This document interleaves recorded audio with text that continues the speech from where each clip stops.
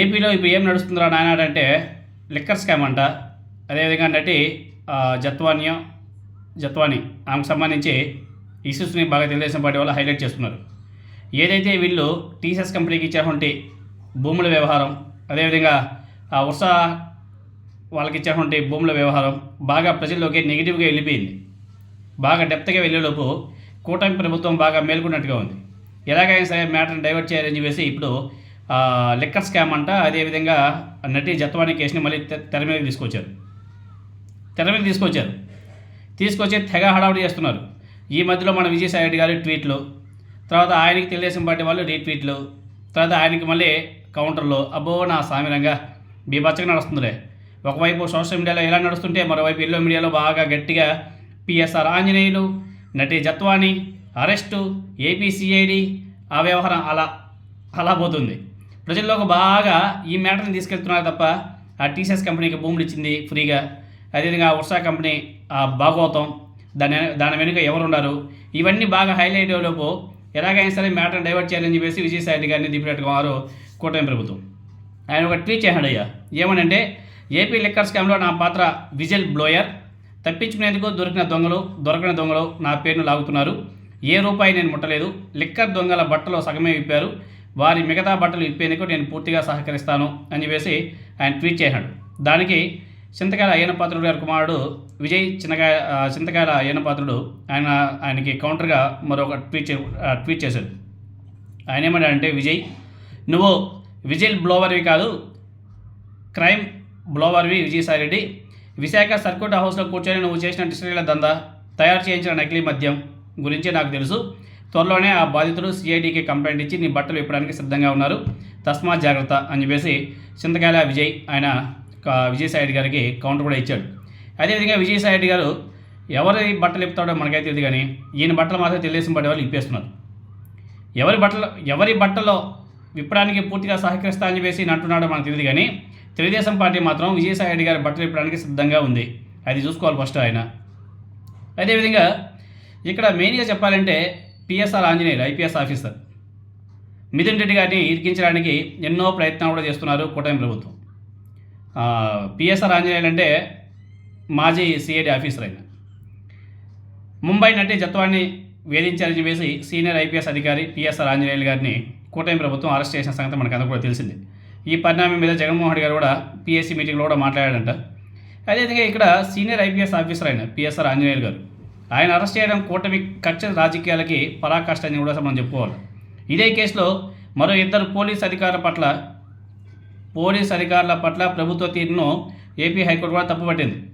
మొదటిసారి ఇలాంటి దుర్మార్గాలు చూస్తున్నాం మనమంతా కూడా.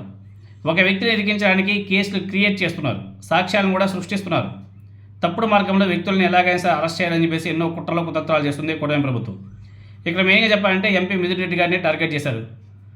ఎలాగైనా సరే మిథున్ రెడ్డి గారిని ఇరికించాలని చెప్పేసి కూడా ప్రయత్నం కూడా చేస్తున్నారు.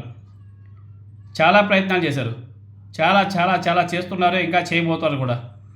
కాలేజీ రోజుల్లో చంద్రబాబు నాయుడు గారిని పెద్దిరెడ్డి గారు ఎదిరించారంట. కాబట్టి పెద్దిరెడ్డి గారి కుటుంబం మీద చంద్రబాబు నాయుడు గారు కక్ష పెంచుకున్నాడు అని చెప్పేసి తెలుస్తుంది. లేని ఆరోపణలు, తప్పుడు సాక్ష్యాలు సృష్టించి పెద్దిరెడ్డి కుటుంబాన్ని ఇబ్బంది పెడుతున్నారు బాగా. ఇవన్నీ కూడా ఐ థింక్ జగన్మోహన్ రెడ్డి గారు పిఎస్సీ మీటింగ్లో కూడా ప్రస్తావించుకున్నాడు. అదేవిధంగా వైఎస్ఆర్ కాంగ్రెస్ పార్టీ తెచ్చామంటే లిక్కర్ పాలసీ చాలా విప్లవాత్మకమైనది. ప్రైవేట్ దుకాణాలు తీసేసి ప్రభుత్వమే నిర్వహించింది. లిక్కర్ అమ్మకాలు తగ్గిస్తే లంచాలు ఇస్తారా? ఏం లాజిక్కో మనకైతే అర్థమే కావడం లేదు. అమ్మకాలు పెంచితే లాభాలు ఇస్తారా? ఈ అంశాలను ప్రజల్లోకి బాగా తీసుకెళ్ళాలి వైఎస్ఆర్ కాంగ్రెస్ పార్టీ వాళ్ళు. విశాఖపట్నంలో 3,000 కోట్ల భూమిని ఊరి పేరు లేని కంపెనీకి రూపాయికే కట్టబెట్టేశారు. ఆ ఉర్సా దాని వెనక మన కేశినేని చిన్ని గారు హస్తం ఉందంట. విజయవాడ తెలుగుదేశం పార్టీ ఎంపీ ఆయన హస్తం ఉందంట ఈ ఉర్సా కంపెనీ వెనుక. ఊరు లేదు, పేరు లేదు. 2 నెలల క్రితం ఒక అపార్ట్మెంట్లో ఒక రూము నెంబర్ని రిజిస్ట్రేషన్ చేసుకున్నారు, అది కంపెనీ అంట. మా కర్మ కాకపోతే. అదేవిధంగా లూలు గ్రూప్కి 1,500 నుంచి 2,000 కోట్ల విలువైనటువంటి భూమిని కూడా కట్టబెట్టారు. ఎవరి కోసం? నారా చంద్రబాబు నాయుడు గారికి లూలు అంటే చాలా ప్రేమ, లవ్వు, అసలు ప్యార్ ఎక్కువ. లాస్ట్ టైం కూడా లూలుకి ఇచ్చాడు, ఇప్పుడు మళ్ళీ లూలు అంటాడు. అయ్యో నా సావిరంగా. రాజధాని నిర్మాణ పనుల అంచనాలను విపరీతంగా పెంచేసి దోచుకునే ప్రయత్నం కూడా చేస్తున్నారు. అప్పటి రేట్లతో పోస్తే సిమెంటు, స్టీల్ రేట్లు కూడా పెరిగాయి. 36,000 కోట్ల పనులను ఇప్పుడు 77,000 కూడా పెంచేశారు. జ్యుడిషియల్ జ్యుడిషియల్ ప్రివ్యూ, అదేవిధంగా రివర్స్ టెండరింగ్ తీసేశారు కంప్లీట్గా. మొబైలైజేషన్ అడ్వాన్సులు తీసుకువచ్చారు. ఎంత దోపిడీని గతంలో ఎప్పుడు కూడా మనం చూడలేదు, చూడబోం కూడా. కానీ ఈ కూటమి ప్రభుత్వం చాలా దుర్మార్గాలు అనేది చేస్తూ వస్తుంది, చూస్తున్నాం. అదేవిధంగా ఎలాగైనా సరే ఏదైతే ఇవన్నీ కూడా ఈ సూపర్ 6లు, అదేవిధంగా ఈ సూపర్ 7లు, ఈ భూముల కబ్జాలు, తెలుగుదేశం పార్టీ నాయకుల మీద వచ్చే నెగిటివిటీని, తెలుగుదేశం పార్టీ ఎమ్మెల్యేలు మంత్రులు ఏ విధంగా దోచుకుంటున్నారు, ఈ నెగిటివిటీని మొత్తాన్ని కూడా కప్పించుకోవడం కోసం, వీటన్నిటిని కూడా కనుమరుగు చేయడం కోసం ఇప్పుడు నటి జత్వాని గారి కేసుని, పిఎస్ఆర్ ఆంజనేయులు గారి పేరుని, అదే మిథున్ రెడ్డి గారి పేరుని, విజయసాయి రెడ్డి గారి పేరుని, ఈ లిక్కర్ స్కామ్ అని చెప్పేసి అవి చెత్త చెదరం అంతా కూడా తీసుకొచ్చి ఎల్లో మీడియాలో పెట్టి ఎల్లో మీడియాతో కూడా గట్టిగా అవతరించే ప్రయత్నం కూడా చేస్తున్నారు. ప్రజలకు బాగా ఎక్కించే ప్రయత్నం కూడా చేస్తున్నారు.